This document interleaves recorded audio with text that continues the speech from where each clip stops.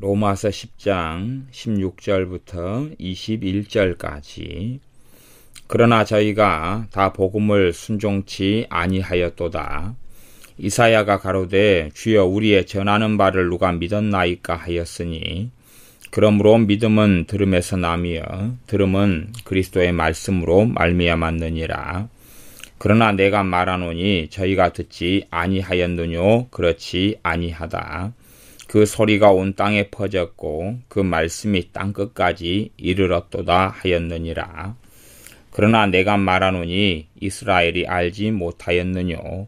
먼저 모세가 이르되 내가 백성 아닌 자로서 너희를 시기나게 하며 미련한 백성으로서 너희를 노엽게 하리라 하였고, 또한 이사야가 매우 담대하여 이르되 내가 구하지 아니하는 자들에게 찾은 바 되고 내게 문의하지 아니하는 자들에게 나타났노라 하였고, 이스라엘을 대하여 가라사대 순종치 아니하고 거스여 말하는 백성에게 내가 종일 내 손을 벌렸노라 하셨느니라.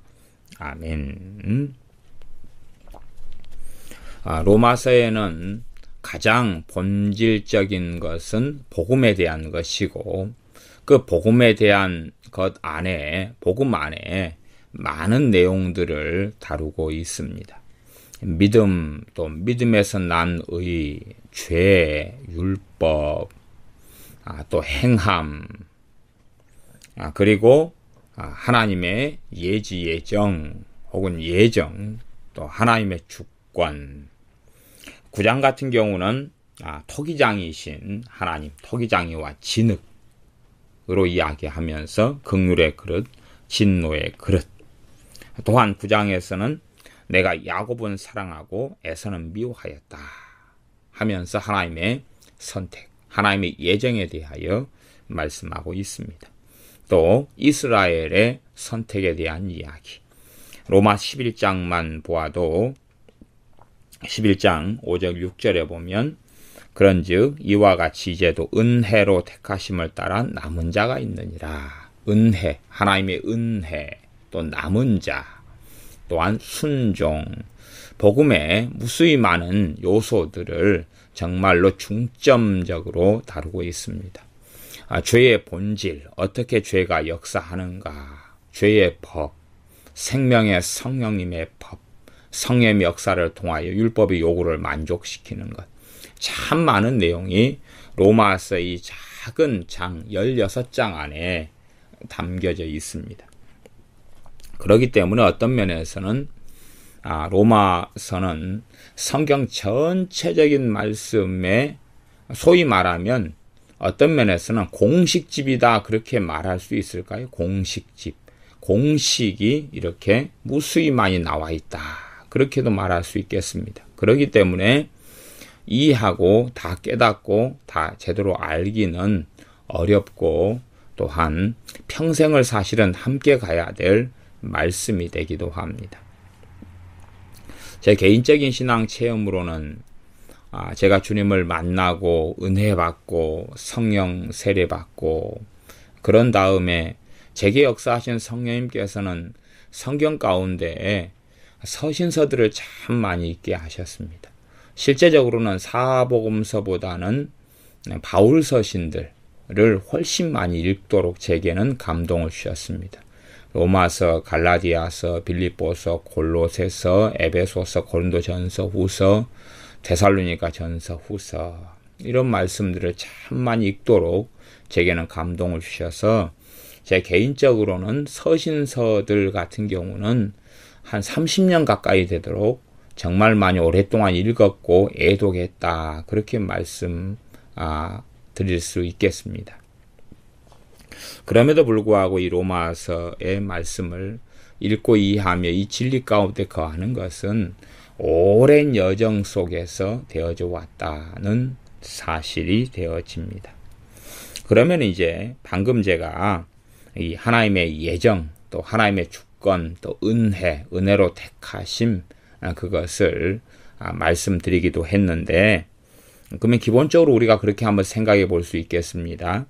로마서 이 10장 16절부터 21절이라는 이 6구절에 우리가 하나님의 행하심, 하나님의 뜻, 하나님의 주권, 하나님의 예정이란 관점으로 한번 살펴봄직하지요. 왜냐하면 지금 이 로마서 10장은 하나님의 예정과 하나님의 선택, 하나님의 주권에 대해서 나와 있는 말씀들 사이에 존재한다 그 말이에요. 성경에서 특별히 신약 성경 에베소서나 혹은 고린도전서나 이 로마서나 이런 말씀들을 보면 하나님의 예정과 선택에 대한 진리가 정말로 깊이 있게 들어가 있습니다. 물론 모든 성경이 다 그럽니다. 근데 사람들은 아는 것만큼 보일 수밖에는 없습니다. 모르면 안 보인다는 것이지요. 그러면 그 가운데 일단은 우리가 예정이나 하나님의 주권에 대한 관점에서 하나님은 어떤 예정, 어떠한 뜻을 가지고 계시느냐, 하나님의 주권은 어떻게 작용하며 하나님은 어떻게 주권적으로 역사하시며 일하시느냐 하는 것을 생각해 보아야 됩니다. 근원적으로 제가 명백하게 말씀드리는 것은 하나님의 선택이나 하나님의 예정은 운명론이나 숙명론이나 결정론이 아니라는 사실입니다. 반드시 그 잘못된 결과는 무조건 피해야 됩니다. 하나님의 예정이나 하나님의 선택은 숙명론, 결정론, 운명론이 아니라는 사실입니다. 운명론, 숙명론, 결정론이라는 것은 정해져 버렸다 그러는 것이죠. 어떤 한 인생이, 어떤 한 사람의 인생이 정해져 버렸다. 그것이 운명론, 숙명론, 결정론입니다. 어떤 한 사람에 대해서 하나님께서 특별히 선택을 통하여 정하시는 것이 있습니다. 정하시는 게 있어요. 사도 바울을 이방인의 사도로 하나님이 예정해 두셨습니다. 그러한 예정, 그러한 선택이 있습니다. 그러나 그것이 사도 바울의 평생을 기계처럼, 로봇처럼, 컴퓨터 프로그램처럼 다 정해 놓았고 결정해 놓았다. 그걸 이야기하는 게 아닙니다. 사도 바울을 사도로 선택했기 때문에 예를 들어 그가 믿음에서 주님을 배신하고 떠날 가능성이 100% 없었다. 그렇게 말하면 운명론이 되는 것입니다. 사도 바울은 내가 복음을 전한 다음에 도리어 내가 버림받을까 봐 두려워한다. 그렇게 말씀했지요. 사도 바울도 주님에게서 주님을 상황과 환경마다 은혜가 아니면 주님의 능력이 아니면 주님을 떠날 수 있다는 이야기를 해왔다는 사실을 우리가 생각해야 됩니다. 나는 거룩한 사도이기 때문에, 나는 하나님의 선택받은 사도로 부르심 받았기 때문에 나는 어찌하든지 간에 구원은 확실히 보장된다. 그렇게 주장하거나 말한 적이 결코 없다는 사실입니다. 그러나 물론 제가 앞에서 말씀을 전했듯이 성경은 구원의 확실성에 대해 말씀합니다. 그 구원의 확실성은 예수님 안에서만 존재하는 것이 되어집니다. 자, 이제 로마 10장 일단은 16절부터 마지막 절까지 일단은 이 말씀을 우리가 예정이나 하나님의 선택, 하나님의 주권, 이것은 다 연결되어 있으니까 이 주제의 관점에서 한번 봐보면 이렇게 이제 읽어가 보겠습니다. 10장 16절. 그러나 저희가 다 복음을 순종치 아니하였도다. 저희가 다 복음을 순종치 아니하였도다. 그 말은 저희 전부가 다 복음을 순종한 것은 아니었습니다. 그 뜻입니다. 100%가 복음을 순종치 않았다. 그런 것은 역사적으로 말이 되지 않는 일이고 결코 그런 일은 없었습니다. 주님이 복음을 전하였을 때 사도들이 복음을 들었고, 사도들이 복음을 전하였을 때 많은 유대인들과 많은 이방인들이 복음을 듣고, 베드로 사도의 설교 같은 경우는 하루에도 한 번에도 3,000명, 5,000명이 돌아왔던 것을 우리가 봅니다. 15절 말씀에는 아름답도다 좋은 소식을 전하는 자들의 발이여, 이렇게 좋은 소식인 복음을 전하는 사람들의 발길을 통하여 많은 사람들이 복음을 들었습니다. 그러나 저희가 다 복음을 순종치 아니하였도다, 그 말은 말하자면 사실상은 절대 다수가, 극소수를 제외하고는 절대 다수는 복음에 순종하지 않았습니다. 복음을 믿지 않았다라는 말씀보다 본문 로마서 10장 16절은 복음을 순종치 아니했다는 단어를 사용합니다. 여기서 순종이라는 단어에는 슈파쿠오라는 헬라어를 쓰는데 귀를 기울이다, 듣다, 영접하다, 복종하다, 순종하다 이런 단어의 의미를 가집니다. 복음을 믿지 않았다 하는 보다는 순종을 선택한 것은 필연적으로 복음을 믿는 결과는 지식적인 것을 넘어서서 행위의 변화, 삶의 변화, 행동의 변화, 반드시 순종을, 복종을 동반할 수밖에 없기 때문에 복음을 순종치 않았다 하는 말씀으로 기록되어 있는 것입니다. 그래서 어떨 때는 복음을 믿었다 그런 표현 대신에 믿음과 순종은 다른 것임에도 불구하고 복음을 순종치 않았다 하는 표현으로 바꾸어서 쓰기도 합니다. 믿음과 순종은 같은 건 아니지만 믿음과 순종은 반드시 함께 가는 것이고 함께 공존하는 것이지 칼로 잘라지는 것은 아니라는 사실입니다.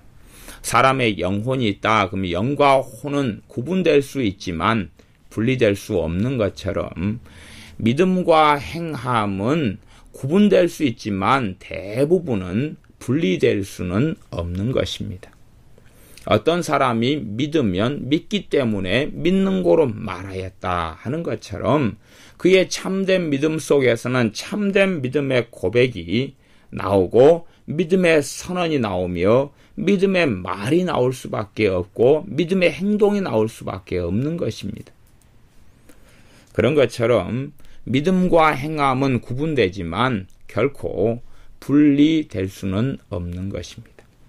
그러나 믿음과 행함의 관계에 있어서 단순히 사람들이 생각하는 것보다는 믿음과 행함의 관계는 아주 복잡하고 그 부분에는 제가 여러 설교를 통해서 이미 말해온 바이기 때문에 이 본문 가운데서는 그 부분은 다루지 않습니다. 저희가 다 전부가 복음을 순종한 것이 순종치 아니하였도다. 100%가 다 불순종한 게 아니라 전반적으로 그랬다 하는 이야기입니다. 이사야가 가로되 주여 우리의 전한 바를 누가 믿었나이까? 왜 이렇게 탄식할 수밖에 없냐 그러면 복음을 전하지만 복음을 듣는 절대 다수는 역사적으로 항상 순종하지 않고 복음을 받아들이지 않으며 주님을 영접하지 않는 길을 항상 선택해 왔습니다. 아마도 주님께서 이 땅에 재림하실 때까지 그것은 계속 되어지는 일이 될 수 있을 것입니다. 국가적으로나 지역적으로 부흥의 사건이 있어 왔던 것은 사실입니다. 그러나 그것도 전 지구상으로 비한다면 실상은 극소수에 불과하기 때문에 복음을 이렇게 치열하게 사도들이 전하고 또한 주님의 종들이 전하고 또한 주님의 부르심을 받은 주님의 자녀들, 주님의 제자들이 계속하여 복음을 전해왔지만 그러나 복음을 참으로 받아들이고 믿고 순종한 사람들은 항상 소수였습니다. 실상은 어떤 나라는 정말 다수가 복음을 믿고 복음에 순종하는 것처럼 보입니다. 그러나 사실은 다수가 그렇게 하는 것처럼 보인다 할지라도 실상 그 내용과 알맹이로 들어간다면 정말로 주님을 사랑하며 주님을 닮기 원하며 주님을 따르며 주님과 함께 살기를 원하는 신자들은 많이 모인 예배를 드리려고 모인 신자 그리스도인이라고 하는 사람들 속에서도 유감스럽게 항상 그렇게 많은 다수를 차지하는 게 아니라 소수에 불과해 왔습니다. 그래서 이사야 선지자는 주여 우리의 전하는 바를 누가 믿었나이까 라고 탄식하는 것입니다. 절대 다수는 항상 불순종하며 듣지 않으며 거부하며 거역하는 길을 따라왔습니다. 17절 그러므로 믿음은 들음에서 나며 들음은 그리스도의 말씀으로 말미암았느니라. 믿음은 어디에서 생기느냐? 들음에서 생긴다. 들음은 어디에 생기느냐? 그리스도의 말씀으로 생긴다. 그리스도의 말씀이라는 것은 몇 가지로 번역하거나 이해하거나 해석할 수 있는데 그리스도를 전하는 말씀 혹은 그리스도께서 말씀하신 가르치신 말씀 이런 식으로 일반적으로 번역되거나 이해될 수 있습니다. 그리스도께서 말씀하신 것이나 그리스도에 대하여 말씀하는 그 복음을 들음을 통해서 믿음이 생겨난다는 것입니다. 다시 말하면 10장 14절 말씀을 다른 면에서 반복하고 있다라고 볼 수 있습니다. 로마서 10장 14절을 보면 그런즉 저희가 믿지 아니하는 일을 어찌 부르리요 듣지도 못한 일을 어찌 믿으리요 믿으려면 들어야 되고 전파하는 자가 없이 어찌 들으리요 누가 전파도 안 했고 말도 안 했는데 복음을 들을 수 없다는 사실이죠. 하나님의 방법은 그렇습니다. 복음을 전하는 사람들을 통하여 사람을 통하여 복음을 전하는 것이지 천사들을 통하여나 하나님께서 직접 계시하셔서 복음을 전하시지 않습니다. 서로 어떤 사람이 그랬다 그런 경험을 했다 천사가 나타나서 내게 복음을 전해 주었다 그렇게 말할지 몰라도 그것은 실제하고는 아주 많이 다른 일이 될 수밖에 없을 것입니다. 그것을 우리는 고넬료 백부장 고넬료 가정과 그 가정에 복음을 전하라고 보내신 받은 사도행전에 나와 있는 베드로 사도의 사건을 통해서 우리는 알고 있습니다. 천사가 고넬료에게 나타나서 그의 행위와 그의 기도를 하나님이 받으셨다고 이야기하면서 복음을 베드로 사도를 청하여서 들어야 한다라고 이야기했었지. 고넬료에게 나타난 천사가 복음을 전한 것이 결코 아니었었습니다.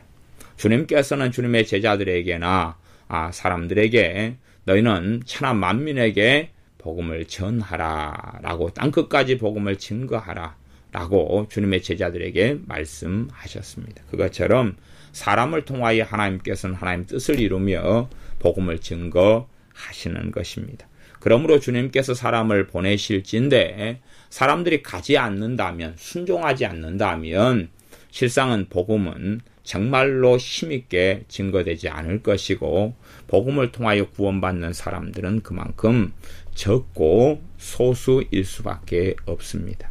무수히 많은 사람들이 주님의 부르심을 거부하거나 혹은 또한 준비되지 않은 상태에서 뛰어들어서 자신의 신앙도 무너질 뿐만 아니라 무수히 많은 사람의 신앙까지도 무너뜨리는 일을 합니다. 세례 요한 같은 경우는 빈들에 있어서 말씀이 임할 때까지 말하자면 하나님께서 그를 보내실 때까지 그는 빈들에 머물러 있었습니다. 많은 사람들이 심지어 부르심은 받지만 하나님의 때 하나님의 타임에 움직이기보다는 자의적으로 정욕적으로 자신의 조급하고 급한 마음에 따라 준비되지 않은 상태에서 아직 보내시지 않았는데 보냄을 받은 것처럼 해 나아가면서 교회에 심각한 폐해를 가져오는 일들은 계속하여 반복되어져 왔습니다. 로마 10장 18절에 그래서 이제 17절은 들음은 그리스도의 말씀으로 말미암는다. 말씀이 아니면 믿음은 생길 수 없다고 말씀합니다. 말씀을 듣고 말씀을 깨닫고 말씀을 알아야지만이 믿는 것이 가능하다는 이야기입니다.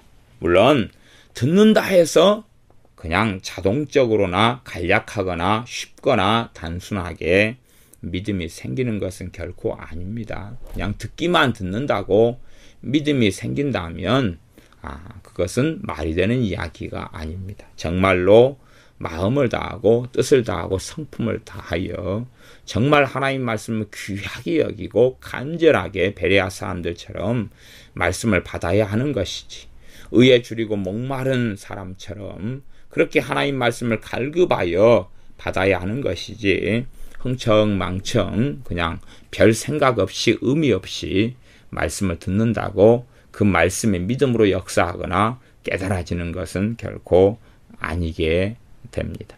약간의 노력만 기울였다 해서 말씀이 풍성한 꼴을 내는 것은 결코 아닙니다. 18절 말씀 그러나 내가 말하노니 저희가 듣지 아니하였느뇨 그렇지 아니하다. 그 소리가 온 땅에 퍼졌고 그 말씀이 땅끝까지 이르렀도다 하였느니라. 하나님께서는 이 복음에 대하여 온 땅에 퍼지게 하셨고 땅끝까지 말씀을 증거하신다라고 말씀하는 겁니다. 시편 19편 4절의 말씀을 통하 인용하면서 사도 바울이 전하는 것인데 그 소리가 온 땅에 퍼졌고 그 말씀이 땅끝까지 이르렀도다. 정말로 사람들은 그렇게 생각하지 않는지 몰라도 실제적으로는요. 우리 주님께서 부활 승천하신 다음에 채 몇 년이 안 되어서요. 정말로 복음은 힘있게 우리가 상상하던 것보다 더 멀리 전파되었습니다. 우리가 생각하고 상상하는 것보다 더 빠르게 복음은 전파되었습니다. 그러나 이제 우리가 생각하는 것처럼 우리가 살아가는 각 지역마다 예배당이 생기고 또한 예배당 건물이 생기고 교단 교파가 생기고 하는 일들은 많이 늦게 일어난 건 사실입니다. 그러나 그럼에도 불구하고 복음은 전 세계에 굉장히 빨리 전파되고 증거되었습니다. 물론 악하게 행하는 사람들, 복음을 거부하는 사람들이 그렇게 급속하게 전파되었던 복음을 차단했고 가로막았으며 무시했으며 멸시했던 각 나라와 각 민족의 역사들이 하나님 앞에, 하나님의 눈앞에 있는 것입니다. 우리가 생각하는 것보다. 그렇기 때문에 사도 바울은 성령의 감동과 역사하심으로 이렇게 전도의 행을 하는 중에 그렇게 전하는 것입니다. 그 소리가 복음을 전하는 소리가 온 땅에 퍼졌고 그 말씀이 땅끝까지 이르렀도다. 두 가지 이야기지요. 하나는 정말로 하나님의 은혜로 하나님께서는 만민을 구원하시기 원하셔서 그의 헌신된 사람들, 그의 신실한 사람들을 땅끝까지 빠른 시간 내에 보내셨다 하는 사실을 알 수가 있습니다. 전 세계에 하나님의 사람들을 보내셨다는 걸 알 수 있습니다. 그래서 우리가 주로 설화나 전설이나 그렇게 구전으로 전해 내려오기도 하지만 주님의 사도들 같은 경우가 대부분 이스라엘에는 소수이고 나머지는 다 다른 나라들에서 순교했다 하는 것을 우리는 듣고 알고 있습니다. 그때만 해도 인도까지 가서도 순교한 그러한 종들이 많이 있었을 정도니까 얼마나 빨리 복음이 증거되었는지 알 수가 있습니다. 그러나 완악한 지금 현재보다 더 과거의 사람들이니 지금 현재 나라나 민족의 조상들이 되겠죠.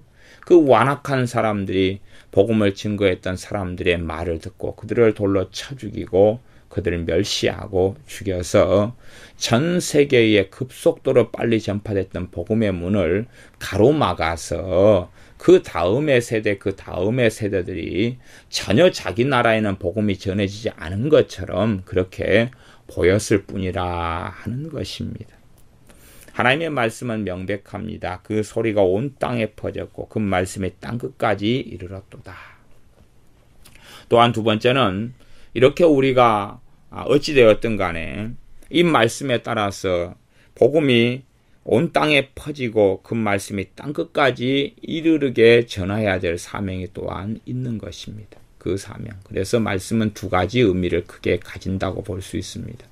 하나님께서는 주권적으로 역사하셔서 그의 종들, 그의 자녀들에게 역사하셔서 헌신하게 하시며 눈물 흘리게 하시며 피를 흘리게 하시면서까지라도 전 세계의 사람들이 생명의 복음, 구원의 복음을 듣기를 그렇게 간절히 원하셔서 그것을 행하셨다는 사실입니다.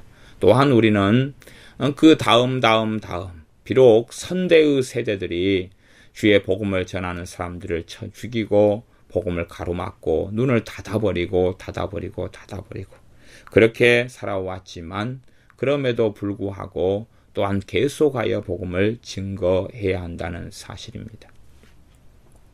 예전에 우리 전라남도 같은 경우만 해도 제가 생각하기에 한 80년도 중반까지 정도 되면 우리 동네에서 예를 들어 제가 이제 예를 든다면 근처에 이제 보성 같은 데가 있어요. 보성. 제가 예전에 보성에서 교생 실습을 그때 했는데 보성 같은 곳의 이야기를 80년대 한 중반까지의 사정 이야기를 들어보면 정말로 보성의 곳곳마다 복음에 있어서 그렇게 완악했고 강팍했었다 그래요. 그래서 교회가 세워지는 게 그렇게 힘들고 거세게 동네 사람들이 반항하고 그리고 교회가 못 들어오게 가로막아서 보성 같은 곳곳에 복음이 들어가는 것은 정말로 험난하고 힘들고 많은 시간이 걸렸다고 그럽니다. 아마 그것은 시골 마을, 우상숭배나 조상숭배로 가득 찬 시골 마을이고 더군다나 전통적인 마을일수록 사실은 굉장히 많이 그래왔습니다. 거제도에 어쩌다가 신방을 가거나 들릴 일들이 있어서 거제도에 몇 번을 가보았는데 거제도에 갔을 때는 신생 교회들은 좀씩 많이 생겨났는데 전통 있는 교회들은 거의 별로 없었다는 것을 봅니다. 왜냐하면 거세게 복음에 대하여 그 오랜 세월 동안에 반대해 왔고 거스려 왔기 때문에 주의 복음이 정착하기 그렇게 힘들었다는 사실입니다. 지금은 이제 제주도 같은 곳은 참 많이 복음화가 되었습니다. 과거에 평양신학교를 졸업한 주의 종들이 많은 숫자가 제주도에 가서 복음을 먼저 전했던 일들이 많습니다. 그러나 제주도 같은 경우가 굉장히 강팍하게 많이 행하여서 그 주의 종들이 제주도에서 한참 복음을 전하다가 제주도를 대부분은 다 떠나왔습니다. 그랬다는 이야기는 그러면 제주도에는 4.3 폭동 같은 게 일어나고 그러면서 그들이 복음을 신속하게 거절하고 거부했던 그런 일들이 있어 왔던 역사를 우리가 생각해 볼 수가 있습니다. 물론 지금은 이제 제주도의 교회들이 많이 세워져 왔지만요. 우상숭배가 아주 강한 지역들일수록 하나님께서는 복음을 일찍부터 전하지만 그러나 그 부모들 손에서 다 복음을 가로막아 버리는 것이니 실상은 그 소리가 온 땅에 퍼지지 않았다. 그 말씀이 땅끝까지 이르지 않았다라고 핑계댈 수가 없는 것입니다. 결코 그렇게 될 수가 없는 것입니다. 어리석은 사람들은 왜 복음이 이렇게 늦게까지 돌고 돌았느냐 착각할지 몰라도요. 이 땅에 복음이 주님께서 오시고 승천하신 이후에 1세기가 안 되어서 거의 대부분은 다 증거된 것입니다. 그러나 복음을 들고 오면 그 사람을 돌로 쳐 죽여버리는데 어떻게 한단 말입니까? 집집마다 복음을 들고 들어갈 수가 없는 것입니다. 그러니 그 책임을 누가 짊어져야 되겠습니까? 가로막아버리는 자신의 자유의지로 자신의 후손들이 지옥에 가도록 가로막아버리는 그 죄를 누가 담당해야 되겠습니까? 과연 누구냐 그 말입니다.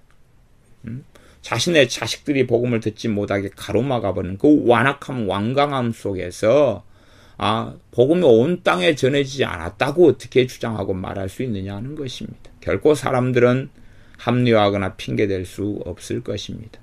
이 대한민국 땅, 과거의 조선, 과거의 고려, 과거의 고구려 백제 신라라고 해도 결코 그 예외가 될 수 있는 것이 아닙니다. 결코 그런 것이 아닙니다. 사람들은 그냥 이제서야 복음이 한 바퀴 돌아와서 이제 온 것처럼 착각되지만 결코 그런 역사는 아닙니다.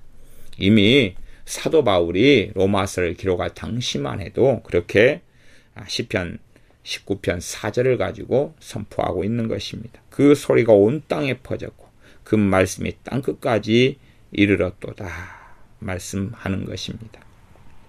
나아가서 그러나 내가 말하노니 이스라엘이 알지 못하였느냐.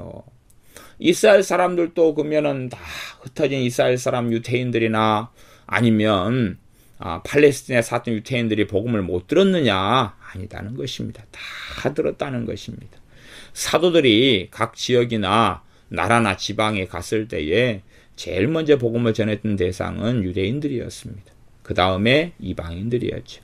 유대인들이 듣지 않았을 때에 사도 바울과 바나바는 발에 먼지를 떨어버리면서 이방인에게로 가리라 하면서 이제 우선순위를 어느 때가 되어서는 바꾸었습니다. 그것은 끊임없이 복음을 들으면서 유대인들이 복음을 거절하고 거부하며 나아가서 복음의 말씀에 주님의 핍박자가 되어서 행하였고, 그들이 스스로 복음을 거부할 뿐만 아니라 복음을 증오하는 사람, 우리 주 예수님을 증오하는 사람들이 되었기 때문에 하나님께서는 이제는 할 만큼 다 했다라고 말씀하시면서 이방인들을 첫 번째 복음을 듣는 대상으로 바꾸어 버린 사건을 우리는 사도행전에서 볼 수가 있습니다.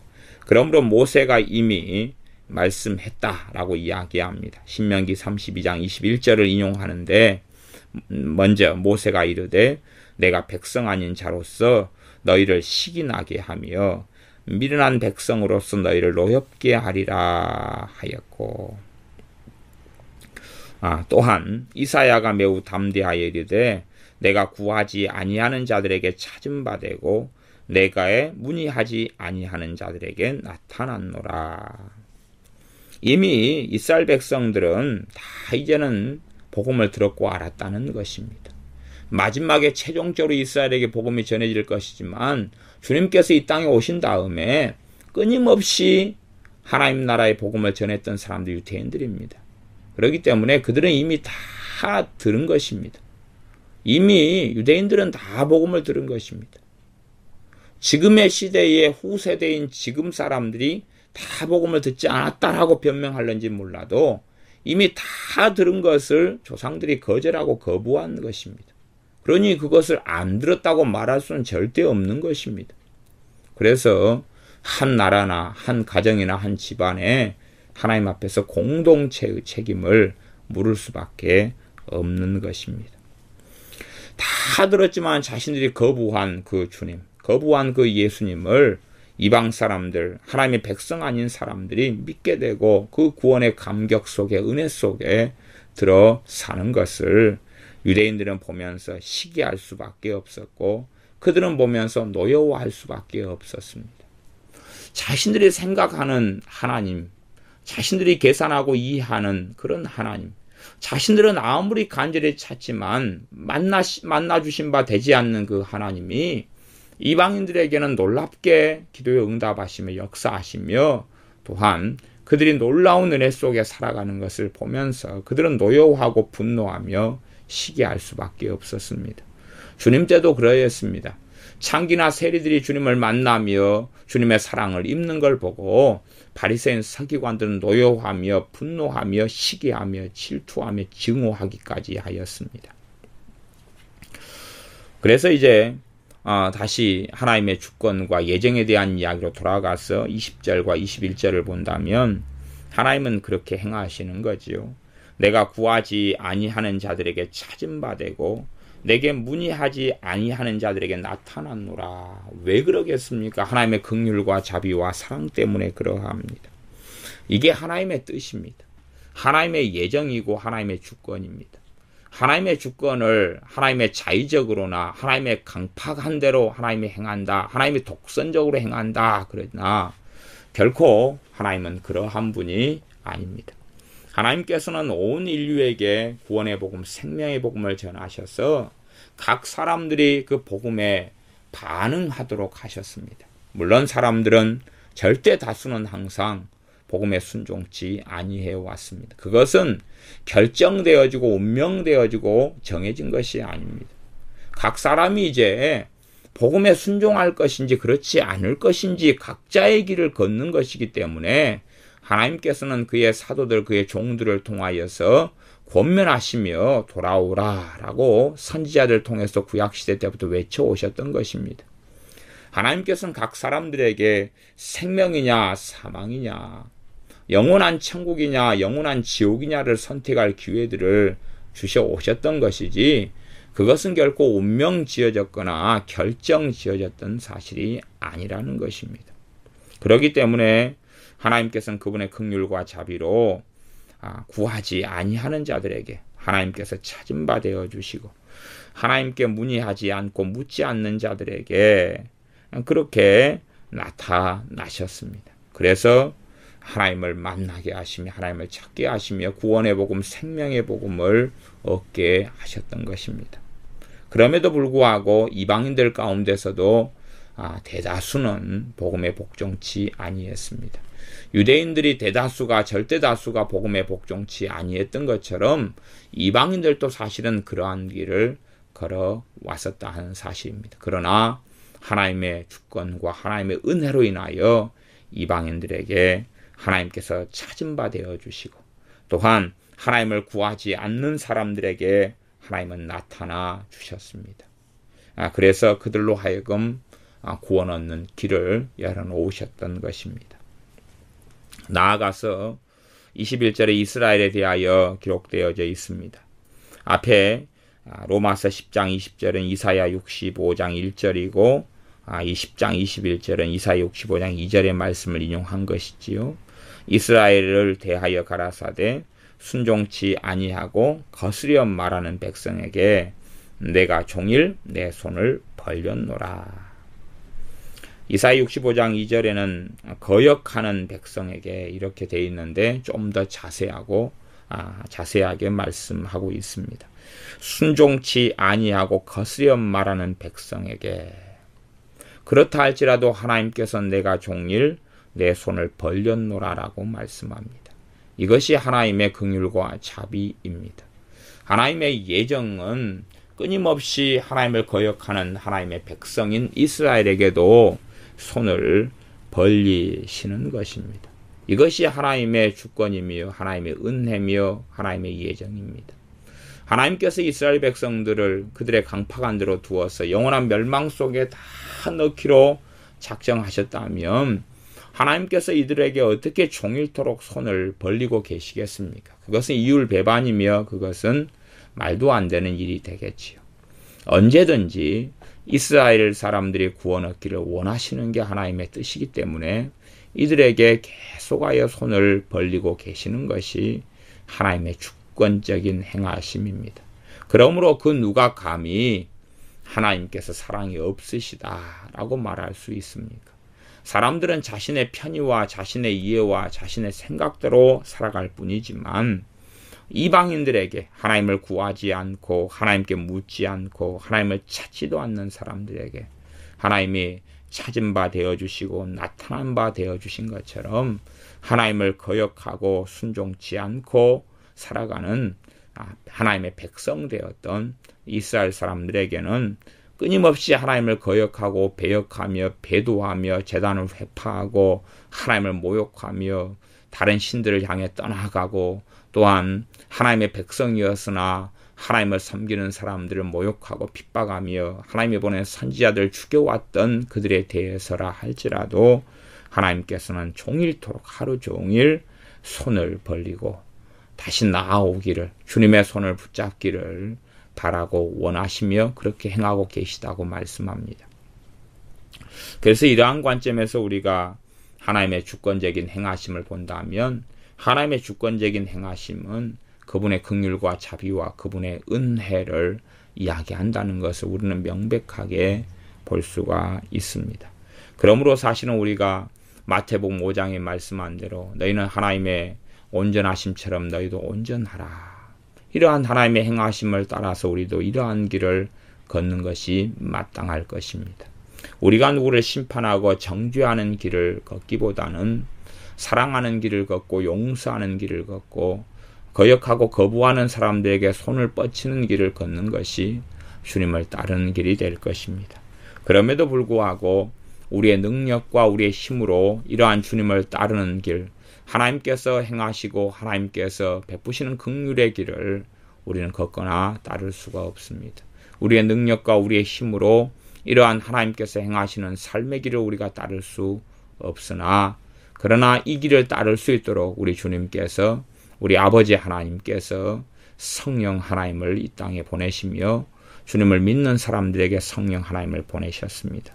그러므로 생명의 성령의 법, 성령 하나님께서 우리의 심령과 삶 속의 진리를 따라 역사하심을 통해서 능력을 베푸심과 권능을 베푸심을 통해서 하나님께서 행하시는 이 삶의 길을 우리가 걸어갈 수 있고 또한 하나님의 말씀을 계속하여 거부해 왔던, 전 세대부터 거부해 왔던 사람들에게 후세대들이 이제 강팍하여서 듣지 못하는 그 복음에 대하여 다시금 우리가 복음을 전하며 복음을 증거할, 그래서 다시금 막혀왔던, 거부해왔던 주의 종들, 선교사님들을 돌려쳐서 죽이고 거부했고 거부했던 그 사람들, 그 후세대 사람들에게 다시금 로마 10장 18절 말씀같이 그 소리가 온 땅에 퍼졌고 그 말씀이 땅끝까지 이르렀도다 하는 말씀을 또한 성취하고 이루어 나가서 복음을 다시금 땅끝까지 이미 전해졌지만 다시 전하고 다시 전하는,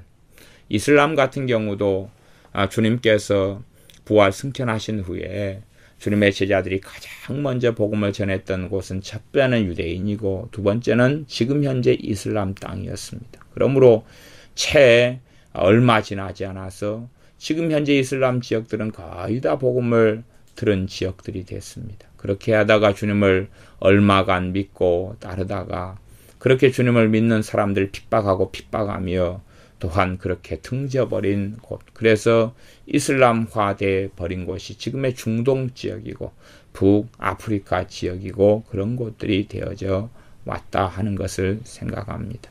그러므로 이제 다시금 그렇게 등져서 초기에는 심지어 기독교 국가라는 나라들까지도 생겼지만 지금은 다 이슬람 국가가 되어버린 그 땅들에 마지막에 다시금 돌고 돌아와서 주님 오시기 전에 다시금 복음이 땅끝까지 다시금 그들 가정마다 마을마다 전해지도록 우리는 기도해야 할 것이고, 또한 주수와 일꾼들을 보내달라고 아버지께 청하여야 할 것이고, 또한 때로는 우리가 보내어야 하고 우리가 가야 합니다. 그래서 주님께서 오실 때까지 복음이 온 땅에 더 울려나게 하고 주님의 말씀이 땅끝까지 이룰 수 있도록 또한 행하여야 합니다. 왜냐하면 하나님께서는 자신을 거역하는 이들에게라도 계속하여 온종일 그 손을 뻗치시는데 그 통로가 바로 주님의 사람, 예수님의 사람인 우리들이기 때문에 그러합니다.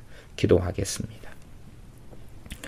아버지 하나님, 누구든지 주의 이름을 부르는 자는 구원을 얻게 하시려고 땅끝까지 주의 종들을 통하여 주님의 제자들을 통하여 복음을 전하며 그 진리의 말씀을 증거해 오셨던 것처럼 또한 우리 세대에도 그렇게 우리를 통하여 행하실 수 있도록 우리가 더 주님 앞에 헌신되게 하시며 엎드리게 하시며 또한 잃어버린 영혼들을 위하여 탄식하며 구하며 기도하는 그러한 주님의 심령과 마음과 주님의 자비와 긍휼과 은혜를 아는 그러한 우리가 되게 하여 주시옵소서.